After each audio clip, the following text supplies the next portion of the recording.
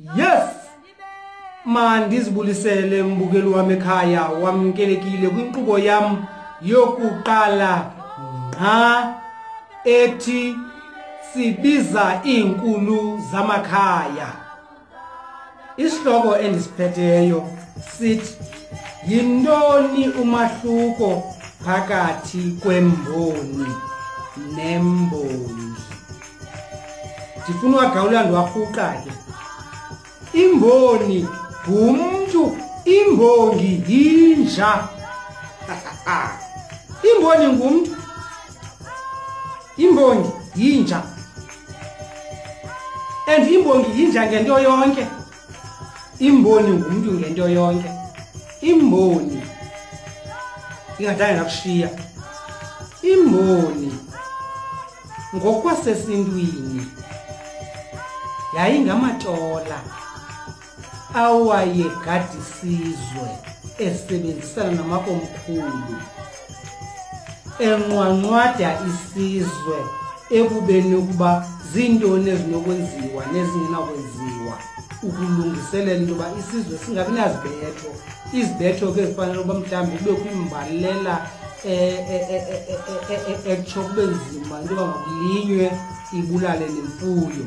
Ngumsebenzi wemboni ke lowo. Xa imvula inqabile kubalele kwakusetyenziswa iimboni. Mininzi imiba imboni eyayisetyenziswa kuyo naxa kuza kuyiwe emfazweni funeka kuliwe imfazwe. Imboni ibiza kuyibhilabhila imikhosi, kwaye imboni ibingumcebiso omkhulu wokucebisa ubukumkani, ubukhosi nabantu okanye isizwe. So inkulu indima eyayidlalwa zimboni ngokokwakudala, zingamatola. Ekuhambeni kwexesha ke zayeka kancinci ukuba ngamatola ekuyeni ukutshintsha-tshintsha amaxesha kwazovela abaprofeti.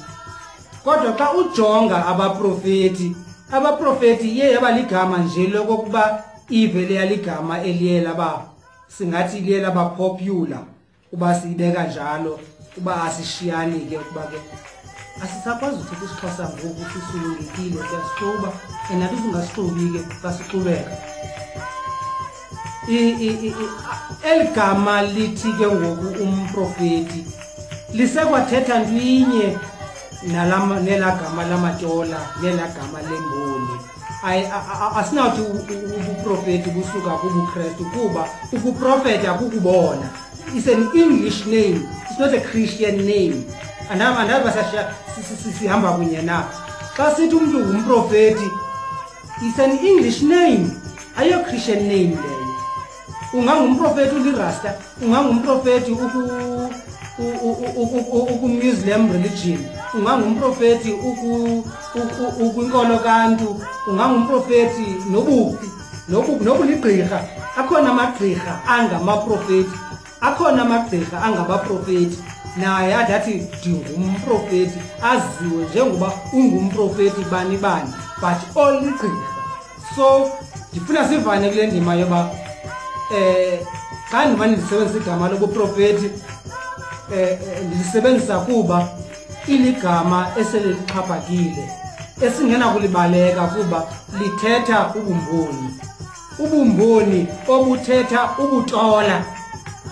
So awukho umahluko phakathi kwemboni netola. Itola yimboni, imboni litola.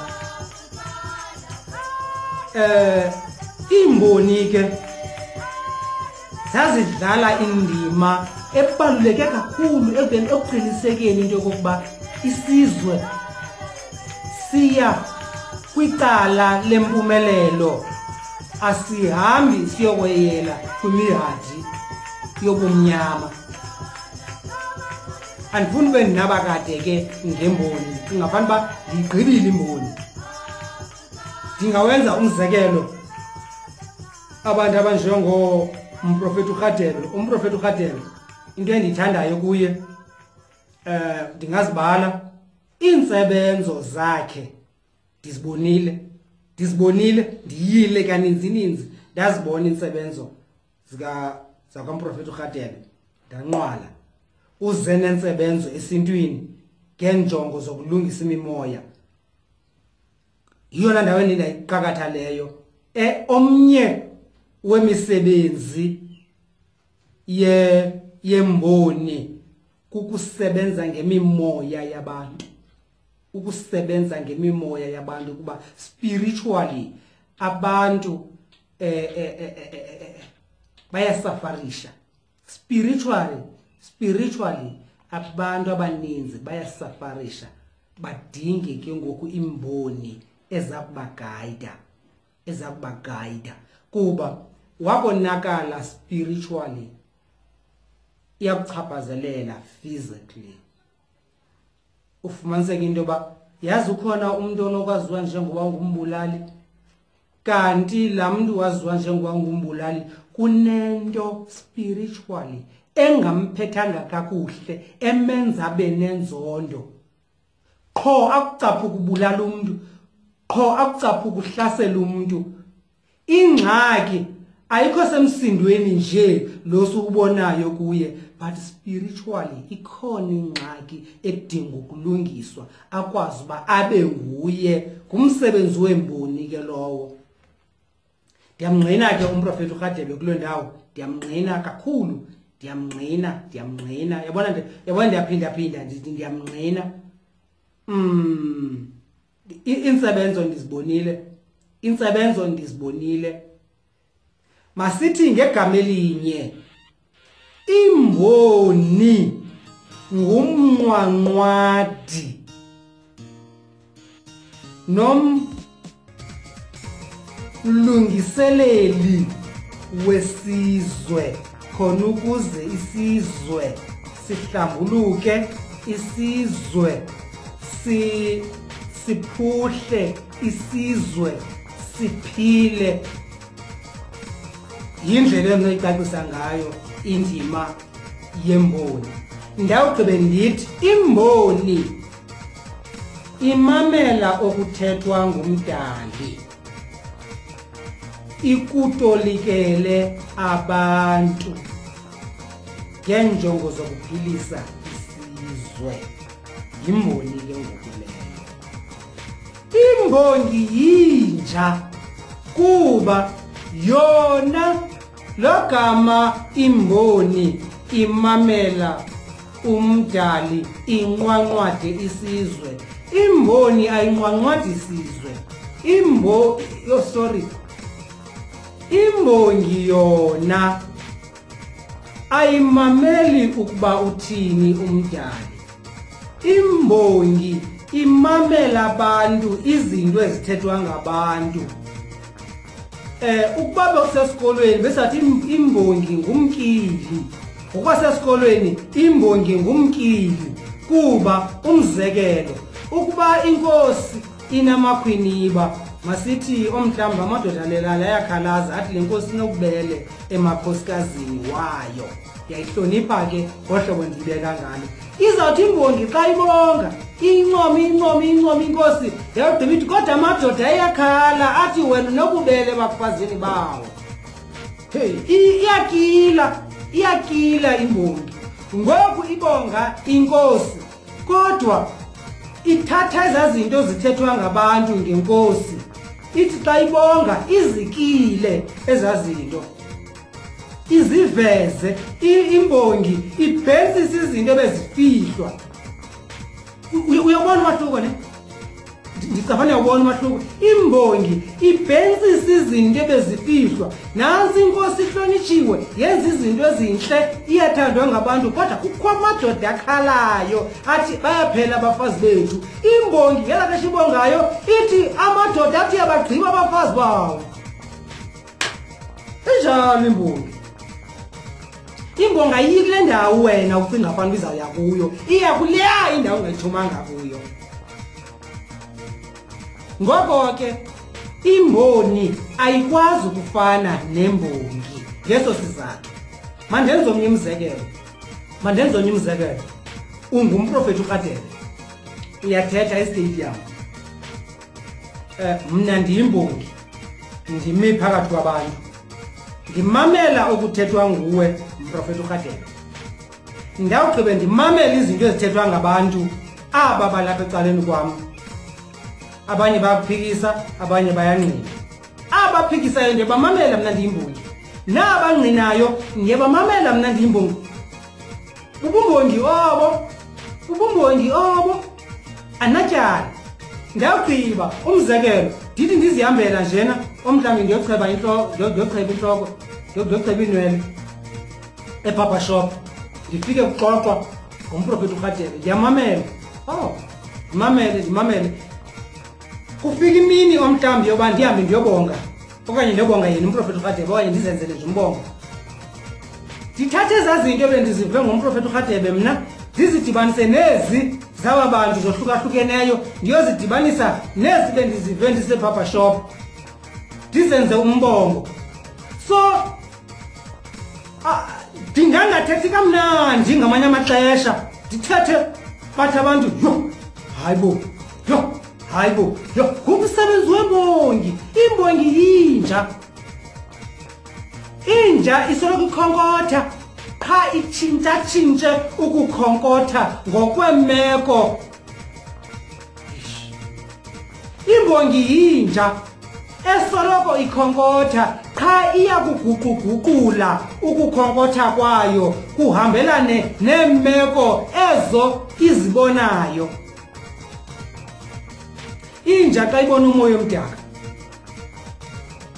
iza kwenza umkhulungwane inja xa ibona umoya omdaka iza kwenza umkhulungwane iwenze umkhulungwane kangangento yokokuba ibethwe kuthiwe iyangxola endaweni yento yokokuba kukhangelwe lo moya umdaka lenja iwukhonkothayo iwenzela umkhulungwane abantu bona baye bakhetha ubetha inja le bathi iyabangxolela kodwa inyani yinto yokokuba inento eyibonayo inja ingakhala umkhulungwane andazi noba ndiyavakala na ingakhala umkhulungwane inento eyibonayo xa ibonisela lisibipesika ikhonkotha isiya uthi ngokulapha endlini uyiva uba ikhonkotha isiya so iyalileqa maxa wam uba liphethe into izamane iba ngathi iyabaleka iphinde iye but iyakhonkotha uyakwazi uva ngokuhlela apha endlini uba olu hlobo ikhonkotha ngalo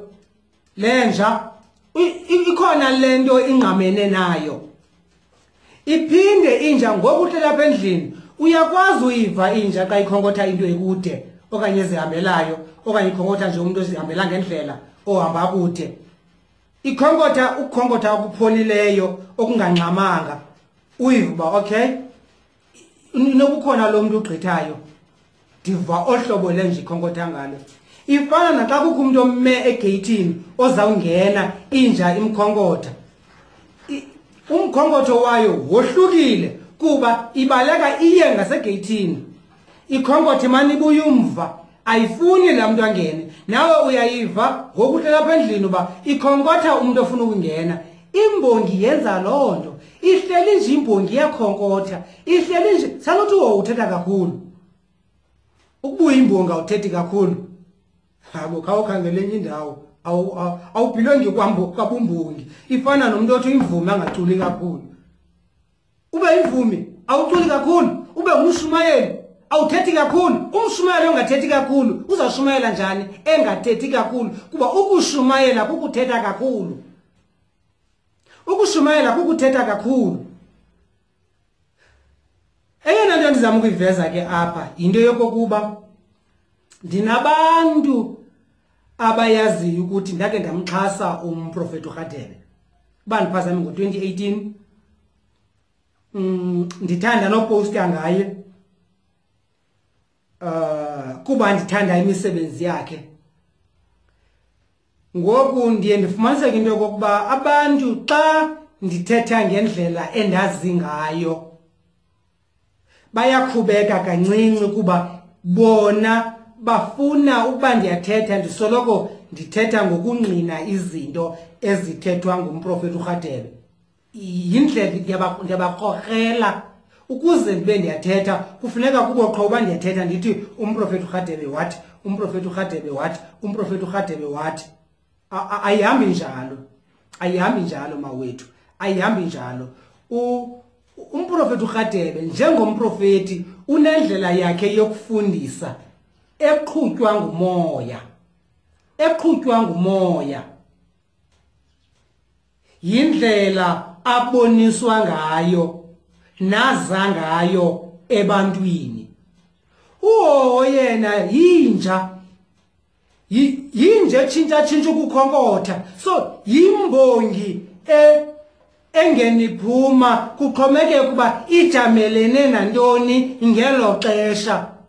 Mna ndixhomekeke ekubeni uba yintoni. Uba ndibona ipolitician ndibona uba okay ingathi yenza into entle ngoko nangoko ndiqamba umbongo. Uba ndibona le ingathi yenza into embi ngoko nangoko ndiqamba umbongo. Ndibona umprofeti uRhadebe ndiqombe ndiyayithanda lena into ndiqamba umbongo. Ndibone enye ndiqonda uba eish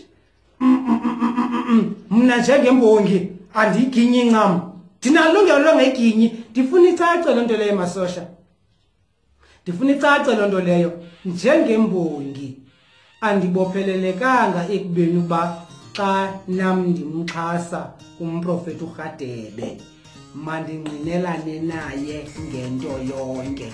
Khumbula yena ugxile kwi-spirituality, usebenza ngemimoya. Andisebenzi ngemimoya mna ndisebenza kwangani masosha, ndimamela nje kwanina. Umzekelo maninzi amasosha endike ndalwa nawo, ndizama uwabonisa into yokokuba umprofeti uRhadebe okokuqala yindoda endala, yindoda endala, angangumkhulu wakho.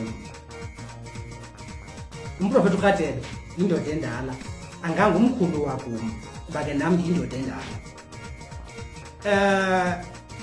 Thina ngexesha lokhula kwethu qinisekile umprofeti uRhadebe uzawunqwala kule nto endiyithethayo. Thina ngexesha lokhula kwethu ukuba umama wakho uthi ye mntana wam khawuhambe uye phaa kumamgqwasho uthi angandiqheli kakubi makandinike imali yam, kunini le mali wayithatha, kutsho umama wakho uyakuthuma. Xa ufika wena phaa ungumntana, xa ufika phaa kumama Mgqwasho, molweni mama Mgqwasho, uthi mama mandizokukhumbuza ngalaa nto.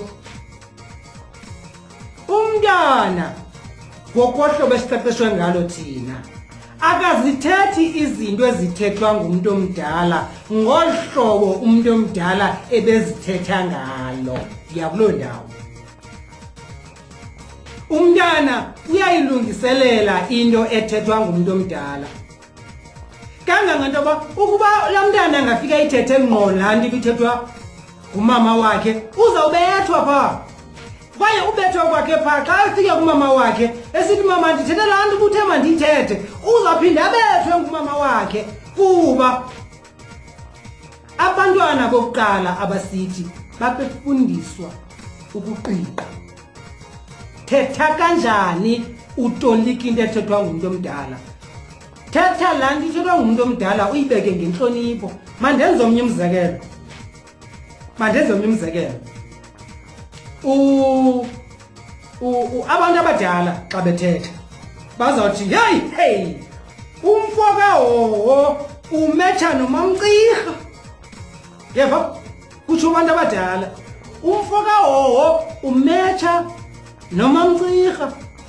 Umntana xa ethetha laa nto ibithethwa ngabantu abadala ebeyive ithethwa ngabantu abadala uzawuthi ke ngoku yena yho utata uHoho kuthiwa uncuma nomama umamCirha.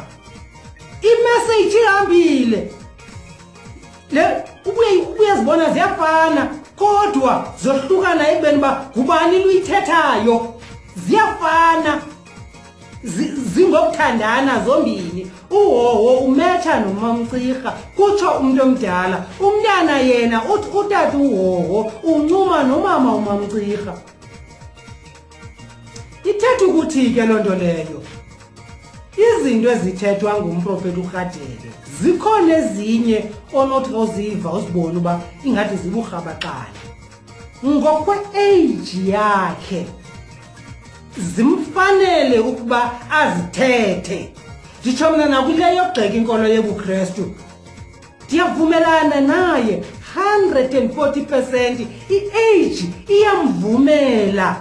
iyamvumela noba angathi amaKristu alahlekile yena ngenxa ye-age yakhe oko kumfanele ukuba angakuthetha. Kodwa khomntana ona 19 years onokuma esithi la maKristu lana zizibhadubhadu ezilahlekileyo, intanga zoyihlo uthi ngamabhadubhadu, intanga zoyihlo ayisozinto eso.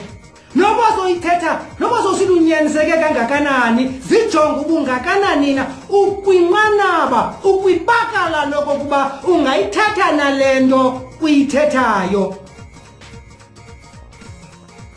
Ithetha ukuthi ke ngoku eyena ngxaki ndiye ndifumanise ukuba mna ndiba nayo namasosha amaninzi yinto yokokuba amasosha amaninzi athi xa eva umprofeti uRadebe ethetha njengendoda endala. Kuba remember ubuprofeti zibe kanjani nale nto, ubuprofeti bubodwa, ubuwena bubodwa, zizinto ezimbini. Ubuwena kumprofeti uRadebe yinto yokokuba uyindoda endala ekulindelekileyo ukuba ingathetha nangayiphina indlela njengendoda endala. Masithi mhlawumbi umprofeti uRadebe bena 30 years athethe ezi zinto azithethayo, bendizamxelela mna ndithi ayikabiyo.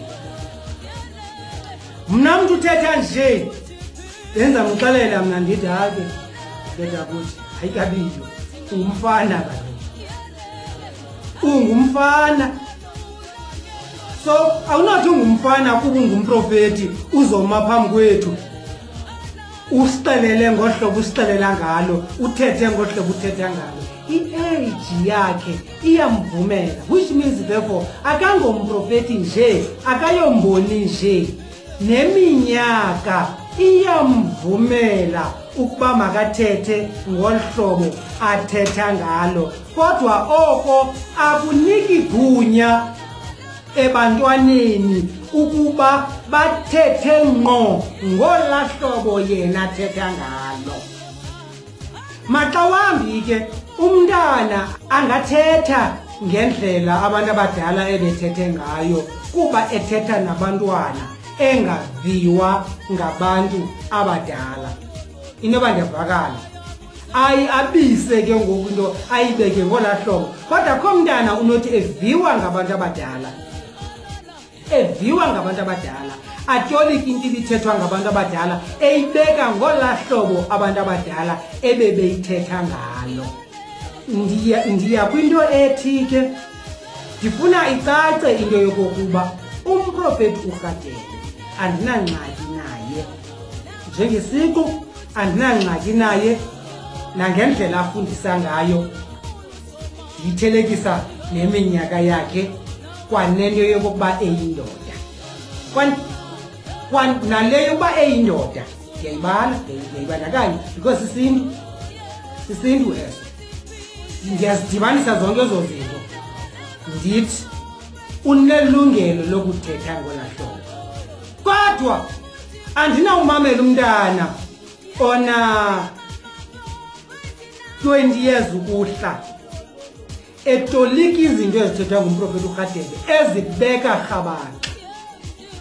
Ndiqinisekile laa mizekelo besendikwenzele yona, andifuni uyiphinda-phinda into enye.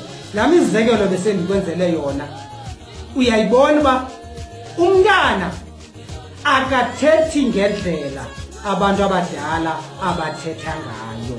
Umntana unendlela yakhe yokuthetha esintwini. Umuntu omdala unelicense yokuthetha ngokukhululekileyo ngenxa yeminyaka yakhe. Okwanamhlanje ke mandibe ndisithi esi isihloko ndisigqibile, sembongi nemboni. Ukusukela namhlanje ke musani ukucinga into yokokuba xa ndinezinto endizithethayo ndizithetha kuba ndinengxaki nomprofeti uRadebe. Njengembongi ndinelungelo lokuba ndizibone izinto ngendlela eyeyam engafaniyo nekamprofeti uRadebe, nokokuba ndiyamxhasana yena njengemboni, nokokuba ndiyamxhasana yena njengemboni yakwantu, kodwa hayi yonke into ndawusoloko ndinqwala intloko. Kwezinye ndathi ngose ndiyinqwalile intloko ngakuye ndifuna ukwenza amahlobo kule mic. Kwezinye izinto ndizayinqwala intloko kumprofeti uRadebe ndenze ngohlobo. Kulanto inye xa ndingapha ndiyinikine intloko xa ndibona ihlobo atolikwa ngalo. Ngoku ndiyinqwalile intloko kuye, but ndawumamela indlela atolikwa ngayo ndifumaniseke uba ahlobo amtolika ngalo lirongo, then ndizawunikina intloko. Mandenze omnye umzekelo. Ndizame kaninzi ndisithi ndicela ukunikwa i-appointment ndidibane nomprofeti uRadebe kuba ndifuna ukuthetha naye ngqo. Kodwa kumayi iprocedure ithi qala kwibranch yakho. Ndithi mna zange ndafuna ujoyina eLandale Revelation Church of God, zange ndafuna ukujoyina and andinawuze ndijoyine, kodwa ndiyaye emsebenzweni xa ndifuna insebenzo kuba ndiyayazi uba zindincede entwenini. Ndiyazimamela imfundiso kuba ndiyayazi uba zindincede entwenini, kodwa andifuni ukuba lilungu kuba mna sendinezinto zami endizenzela zona. Umzekelo ndina 32 million followers ku-YouTube wam, ndina 76,000 ye-subscribers, ngabantu abafollowisha umsebenzi wam ndingudalixolo wowo. But ndimxhasa umprofeti uRadebe. Into ethetha ukuthi ke ngoku ukuba mna ndingasebenzisana ne-Revelation Church of God, ayisabizwa ngoba yi-Church of God, ndiyalibala igama, Revelation Spiritual Home. Yeah. Ukuba bendinokujoyina, mandibe ngohlobo. Mna endandikuhalela ukuba ndiyasebenzisana ne-Revelation Spiritual Home. Ndibiza right namasosha, nangixolela, hayi nangixolela uba ndibiza wrong. Ukuba ndiyasebenzisana ne-Revelation, into endandihalela mna kukuba ndibe nayo ilicense yoba ndibe yiyo le mbongi. Khumbula, inja ikhonkotha nantoni? Inja ingakhonkotha nawe ngokungumntu wayo kanti ikubona uhamba nothikoloshe. So mna ndandirhalela uba ndibe nala license yokukhululeka ndingaboshelelwa imithetho, because inja wakuyifaka entanjeni iyabulaleka. Inja efakwa entanjeni because iya ngamandla ihakeke entanjeni ibuye namazinyo wayo eyemoshakala kuba lokhu kuba lichain eli izama uncuthe chain kuba ifuna ukukhululeka. So xa ndinobotshelelwa imithetho yebandla elithile ndingasengxakini yoba ndingakwazi ukuba ndim. Ndandifuna ke into yoba ndiyohlala phantsi nomprofeti uRadebe, imboni yakwantu, sixoxe nzulu ngemiba edla umzi kwantu. Kangangento yokokuba kuloo ngxoxo ndandiza kuyenza kunye naye ndandizawuza nento ethi ke mna ke mprofeti wam apha esintwini, ingakumbi kumaXhosa kodwa yenzisekile kuzo zonke izizwe ezimnyama kunjalo, sineenkulu zamakhaya, sinamakhaya khulu. Iinkulu zamakhaya ziyadinga uthandazela. Iinkulu zamakhaya ziyadinga uthandazela kuba la makhaya afika kuwe mprofeti eziziqwentshu ezipisi, abantu bafika kuwe bengcwelekile. Abanye ukungcweleka kuza ngenxa yokokuba iinkulu zamakhaya azisakwenzi ebekumele uba ziyakwenza. Ndandizamcela mna andincedise kwiprojekthi yokuvuselela iinkulu zamakhaya kwakunye namakhaya khulu. Ibandla lakwantu lincedise abantu bakwantu abazama ukuvuselela iinkulu zamakhaya kuba ezinkulu zamakhaya sihlatyelwa zizo kwimisebenzi yethu xa ke ngoku zingekho empowered nazo zingakhululekanga ngokwasemoyeni sizaba ngawenza amasiko angasebenzi siba ngawenza amasiko angasincedi kanti iinkulu zamakhaya zibophelelekile ndizawucela ke mna ke kwenziwe iproject yesizwe kumprofeti uRadebe iproject yokuthandazelwa nokuncedwa kweenkulu zamakhaya nokuncedwa kwamakhaya khulu khona ukuze iinkulu zamakhaya zibuye zibe namandla amakhaya khulu abuye abe namandla ngolo hlobo ke ngoku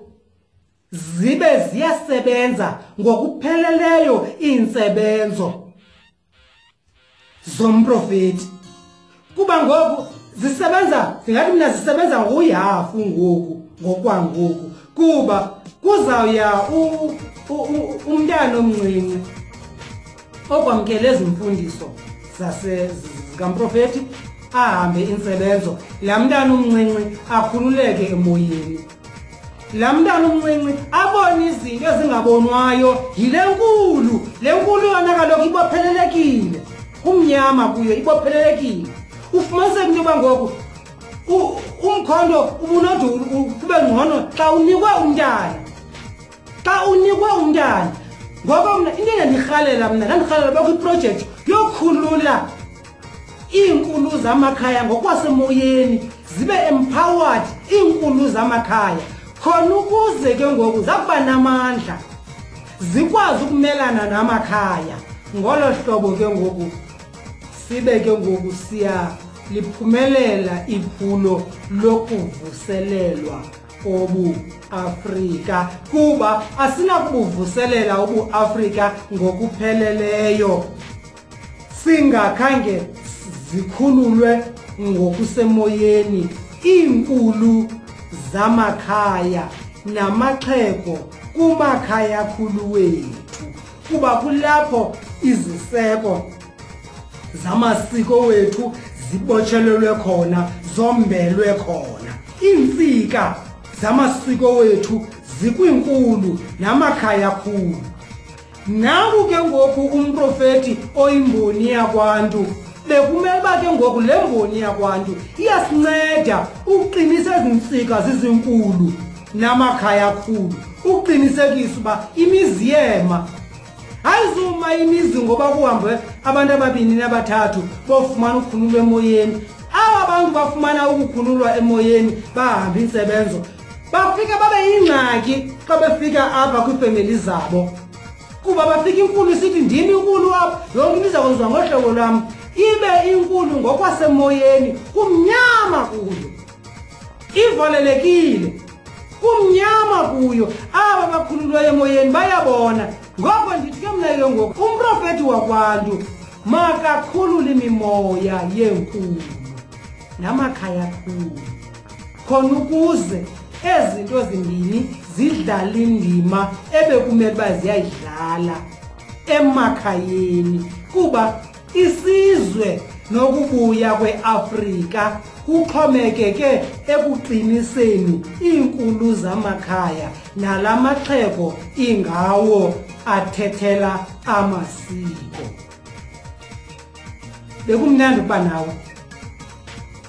bekumnandi ukuba nawe ndizawuza nesihloko esilandelayo ndiza kuzenza ezi zihloko zibe zininzi ndiveza imbono zam naxa ndithe ndeza nesihloko apho ndingahambelaniyo khona nomprofeti uRadebe ayilotyala elo ndithe kuwe inja ikhonkotha nini na ikhonkotha nantoni na kuba umsebenzi wenja kukukhonkotha sukuthi kum uthe wenze ntoni hoho uthe wenze ntoni ukwenza